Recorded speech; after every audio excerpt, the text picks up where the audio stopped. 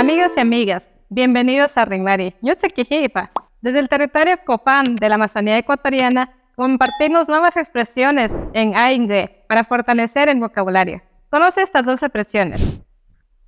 Tenemos a Yayatzitzu. Yayatzitzu. Lo usamos cuando queremos expresarnos de algo rico, de algo delicioso. Por ejemplo, estamos comiéndonos una piña que está bien dulce y decimos, qué rico, qué delicioso. Yayatzitzu. La siguiente que conoceremos es Uribitsu. Uribitsu. Expresa un sentimiento de pesar o pena. ¿Qué significa? Qué mal, qué pena. Por ejemplo, estamos caminando por la selva y nos encontramos un animalito muerto y decimos, qué mal, qué pena. Uribitsu.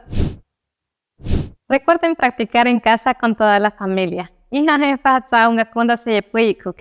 Estamos en Facebook y YouTube. Afaja que afaja puyi kuke, afaja a inge. Y esto es Rimari.